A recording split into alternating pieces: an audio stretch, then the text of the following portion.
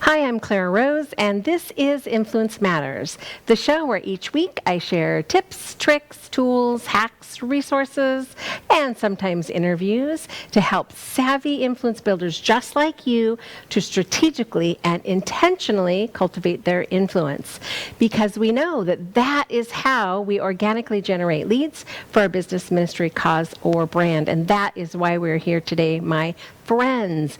Of course, before we get started, I always like to say thank you to my show sponsor, Rosedale Publishing. So they are a pressmark that specializes in books, business brand books for professionals and entrepreneurs. So if that's you, then those are your people. They can help you make that happen. And then, of course, a special thanks to the people over at Tampa Bay Multimedia and WeBeam TV, where we are today, for they truly make this show possible. Welcome to another episode. So if you are a frequent flyer with us, you know that every week I start with a question. Well, not every week, most weeks start with a question, a viewer question from someone just like you. But today we do not have one because, drum roll please, we have a special guest. And I am super excited to introduce her to you. So let me tell you about Ameé Quiriconi. I think I said that right. So Ameé is the founder of Activity Girl, LLC, and she works with entrepreneurs and leaders and organizations and helps them through leadership coaching and consulting. Of course, she also has a popular mental health podcast called One Broken Mom. And she is the author of The Fearless Woman's Guide to Starting a Business, What Every Woman Needs to Know to Be a Courageous, Authentic, and Unstoppable Entrepreneur. So please help me to welcome Ameé. Are you with me, Ameé? I am. I am still here and excited to join you today. So thank you so much for taking some time out of your busy day to join us on the show and to give some value to my viewers. I always love to have authors, of course, because I'm always telling you, you need a book, you need a book, you need a book. So I love when I can have authors on the show and talk with them about what it is that they do. And then, of course, we're absolutely going to talk about what your book did for you. So let's start with by giving you just a few minutes to tell us, what does Activity Girl do? What is it that you do? Cool. Well, that's a great question, and I appreciate that. I have worked with a lot of different micro-sized businesses and entrepreneurs and solo practitioners for several years, from anywhere to understanding how to create an authentic brand and an identity, come up with some strategic thinking on how to put their business plan together, and not just the plan, but the concept, how to grow the business and move on. And over the course of these years of my own entrepreneurial experience, starting my own companies and running a few six-figure businesses, I realized that the thing that gets in the way of us all the time usually isn't the lack of a good plan or a framework or a tool or a software program, but sometimes it comes down to a little bit of, the confidence, the mental health work, how to grow skills in some of the softer areas of business. And so what I do today is, it's a combination of understanding the people experience with the business strategy, whether the strategy is improving, awareness in the market. And then looking at what could be getting in the way of the awareness? Is it some fear inside of us? Is it imposter syndrome? Is there something else that's going on? Because tools never work unless you have the willingness to pick them up and use them. And so that's where I'm at. And so my clients range from a solo practitioner. I call them a kitchen table business. The empire is being ran right from the kitchen table in their house to, smaller companies that may have upwards of like a couple hundred employees or more, and looking at a lot of aspects of where people come together with the business strategy that they're working on. So just about any small business owner, or I guess even large business owner, might need your services. Something that I saw in your bio that caught my attention was trauma-informed. And I thought, what in the world does that mean? So talk with us about what does it mean, trauma-informed, and how does that fold into what you do for business owners? Sure. Well, and it's such a big word, and a lot of people are like, is there a better word than trauma? And, clinically, there really isn't a better word. It's like, it's a word. And what trauma means is any experience that we've had that has caused us to have a severe emotional reaction to it, whether it's fear or grief, sadness, anger, anything like that. And being trauma informed really starts with understanding that, a bulk of us in the United States and around the world, honestly, have experienced some forms of trauma throughout our life. Some people can point to cataclysmic events. They can, like death of a family member or parent, or being in an accident or being injured. But there are other forms of trauma that people routinely experience as well, and that can be emotional neglect, financial scarcity, racism, bullying, having a medical condition in which you've been discriminated against, and all those feelings that we get. And what happens is that the quality of our childhood experiences actually end up informing the quality of the adult skills that we end up developing because of the way brain architecture works. And this is all really great information that is becoming more commonplace just in the last couple of decades. And by that time, most of us have already grown up, so we didn't get the benefit of this education. And so when I bring a trauma-informed perspective, really what I'm talking about is doing a little bit of teaching on how brains and emotions actually work, demystifying the process, taking the woo-woo out of it, and then bringing it back to, okay, so when we're dealing with a challenge in our business that may be because of, what we're experiencing, let's look at it from the lens of, do we understand how the brain is working here? And do we understand that, this isn't us, this isn't our belief system, this is our brain making choices for us. And when we see that a lot of people, over half of us probably in this world have gotten and experienced something that has actually influenced the way we behave as adults, we actually begin to have a lot more compassion for ourselves and the reasons why sometimes we, get upset, or sometimes we don't follow through. And then we can also have that compassion for the people we work with, and which is why I really talk about it from a leadership perspective, because being a trauma-informed leader means you're having a more human view of the people, around you in your community or in your company. Gosh, that sounds so important too, right? So understanding, being trauma-informed, and really just is trauma-informed in general, but about you, right? What traumas you might have that have affected how you do business, how you run your business, and then as a leader, your staff and the people around you having better understanding of their potential traumas that have affected, right? That's right. That's what I hear you saying. Is that an accurate assessment? That's absolutely accurate. And a lot of people right now, of course, it's important because we've been experiencing a global trauma for, several months now, well over a year.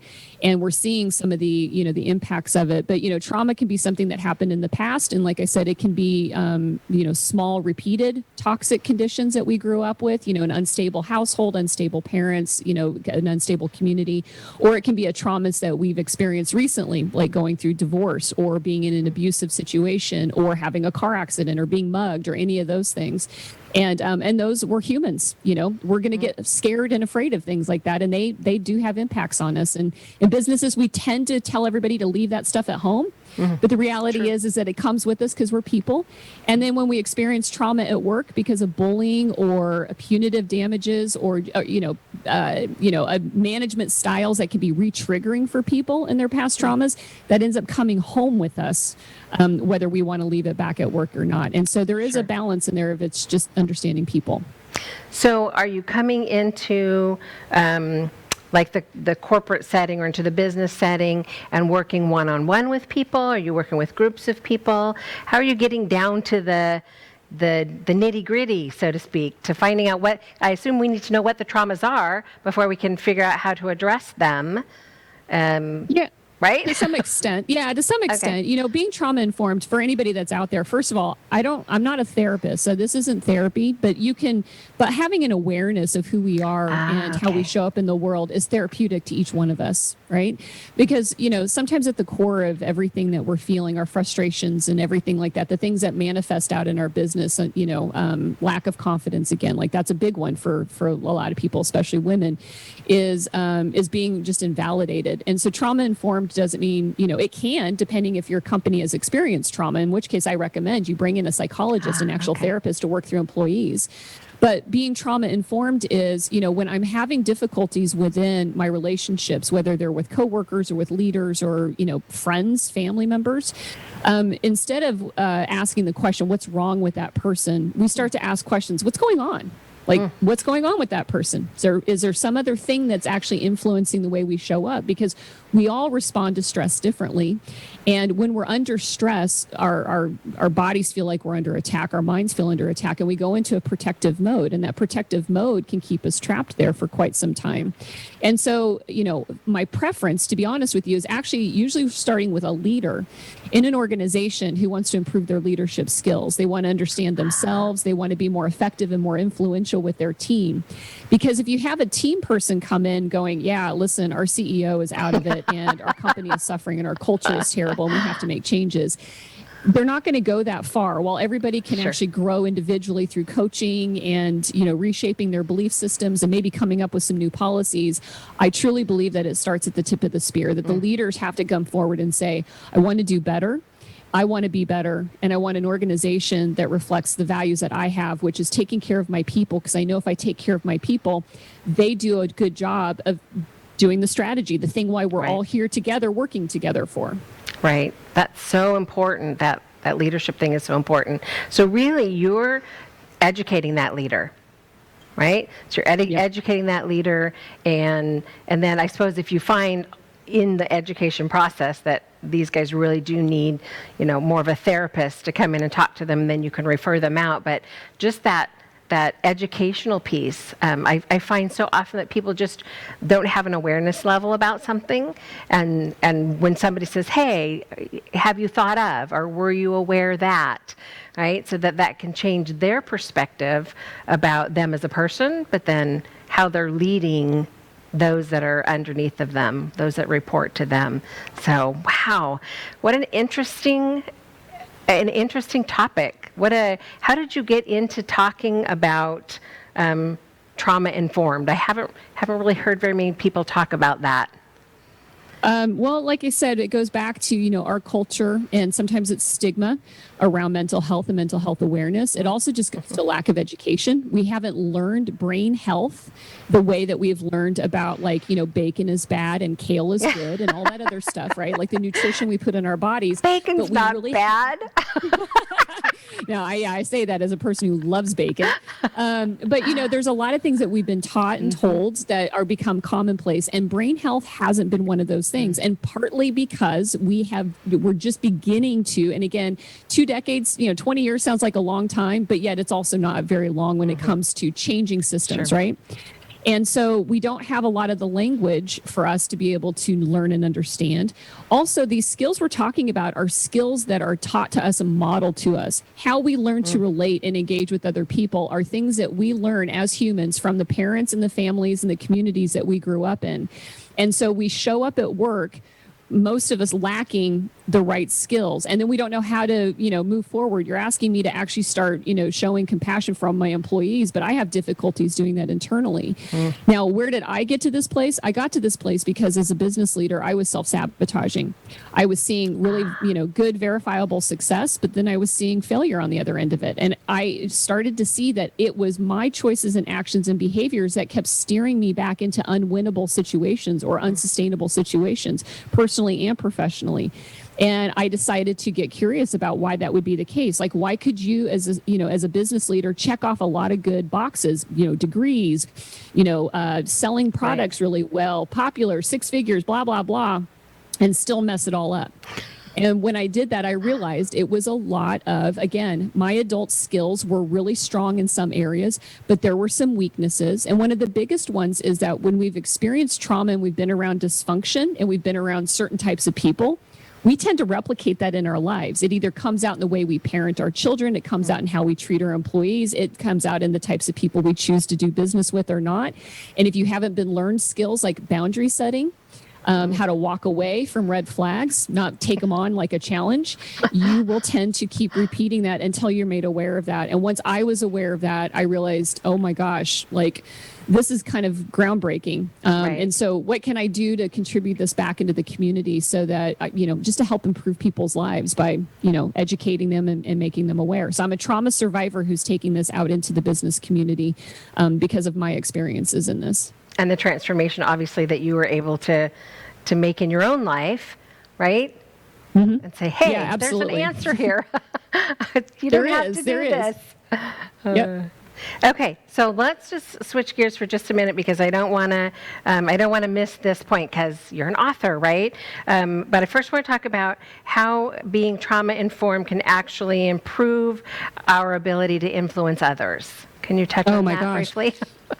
Well, there's two ways that it can do that. Trauma informed for yourself is huge because our ability to influence is usually choked back by our confidence in ourselves at being able to do that and our belief in our abilities to be able to do that. Right. Mm-hmm. So, for example, one of the things is, I work in, I have a lot of experience in one particular industry, several years, really, really good experience. In fact, the first book I wrote was about that industry. And I realized at times there were things that I did not want to do. And I made a choice, I'm going to air quote that for the listeners, to not pursue certain activities, marketing activities in particular. I then had to come to the realization that my choice was really in avoiding a fear because during that time I was in that industry, I was actually in an abusive situation. And my trauma-informed perspective was, I'm not making conscious choices that are based on tactical, strategic decisions. I'm making choices based on fear. I'm trying to not replay abuse all over again. So we can't influence until we know why it is we have a fear of doing something. And we sometimes disguise our fears as, again, strategic business decisions when in fact they could be something that we're just avoiding. Now, then you take the other side of the coin is what does trauma informed tell us about people? Well, when we can actually see a person and see for where they really are in their point in their life or in the situation in the context that we're talking to them about, trauma informed helps build our social intelligence skills. And part of that is being able to meet people where they are. And sometimes as leaders, we tend to think that we are the baseline of how everybody else should behave. And we validate that because we're like, I'm in a leadership position, so therefore I'm successful. And so you all need to meet me where I'm at. And trauma informed says, you know what, sometimes I'm going to run into people that get anxious in certain situations. I still want them to do something or contribute something or, whatever it is that we're trying to, again, influence a decision out of them. And sometimes we have to be aware of what stops them. And so to understand that and validate it and see if we can't help them correct that in order to move them forward. And the perspective is that with knowing the broad depth and variety of all of our experiences and how they shape us all very differently into people, then we're able to see how we actually have to change sometimes our messaging and our posturing in order to be able to get the result. Not do it one way and then just make everybody force themselves into that because that doesn't actually end up working. And so the trauma-informed, again, increases our social intelligence. We get to see everybody for all the unique human beings that we are and the unique experiences that we've had. And we get to understand how as leaders we can motivate and influence and move them towards a direction or a result that we're looking for. Does that make sense? Yes, or away from a result, right? Not just toward, but right? So so it just becomes about that knowledge. It's sort of such a cliche that knowledge is power, but it really is about knowledge and about the understanding. I'm hearing more and more people talking about, of course, emotional intelligence, but this kind of intelligence as well, social intelligence, interacting interacting with others. We all, have to interact with other people. Unless you live in a cave and you work by yourself, we're connected to other people, and how we interact with other people really matters. So thank you for the explanation about influence, because of course I always like to tie that back in for the show, because influence matters. And then before we're out of time, I want to talk about your book. Now, you mentioned that you had another book, but let's talk about this book. I love your title. The Fearless Woman's Guide to Starting a Business. Tell us how this came about. It came about, again, from that experience, of going through my own growth and transformation, and then sitting there after a couple of years of podcasting and raising awareness about childhood trauma and its influence on us as adults and as parents and as professionals. And at the same time, working and coaching with, small businesses. And again, like I said at the top of the interview, you can have a lot of great tools and framework, but a lot of times people don't follow through, and there's a reason for that. And then they tend to shame themselves. I'm lazy. I'm not smart enough. I'm not, and again, those are all those belief systems that, again, are probably not your voice, but something you heard and made you believe as you were growing up. So I thought, what if you could go back in time to myself and say, Ameé, you're getting ready to start your entrepreneurial journey. I'm going to tell you what's really going to matter at the end of the day. I'm going to tell you that, why businesses actually do fail, and by failure, meaning why do they end up closing down, and what are the root causes of all of that. And then I'm going to tell you why these things may be a struggle for you, and then how you can actually overcome them.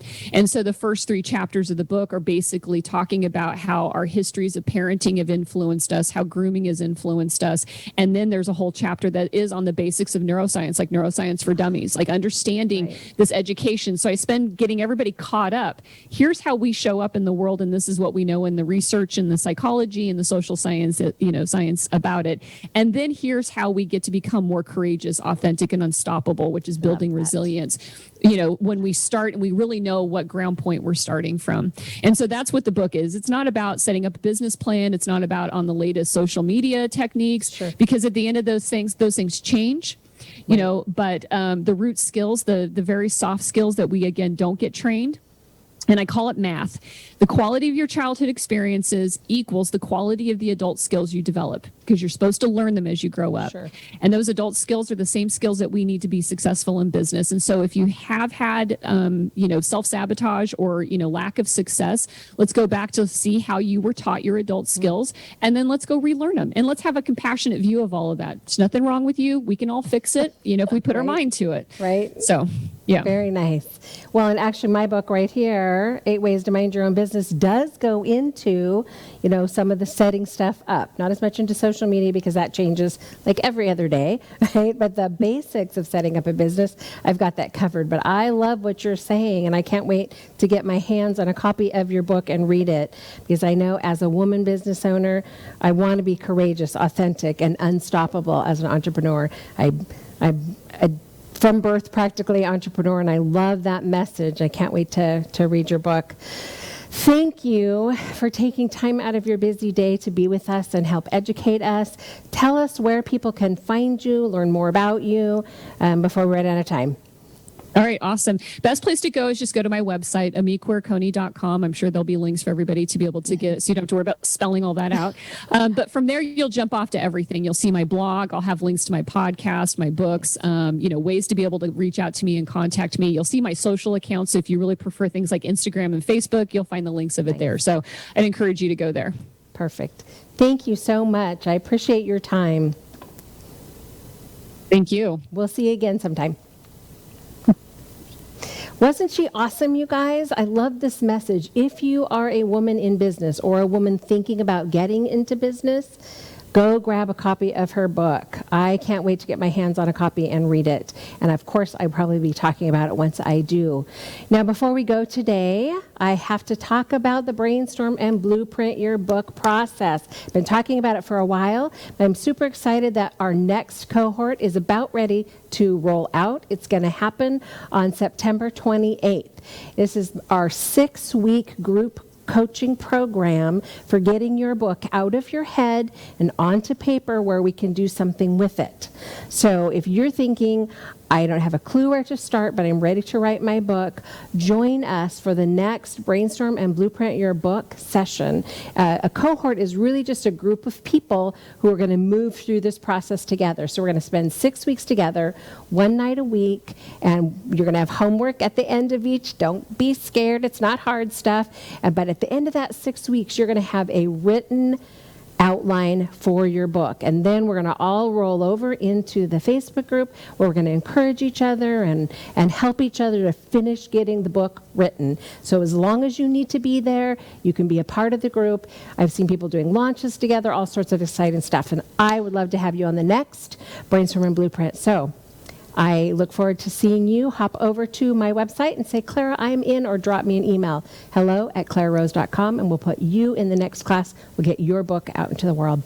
Thanks so much for joining me once again today. I will see you guys next week on Influence Matters.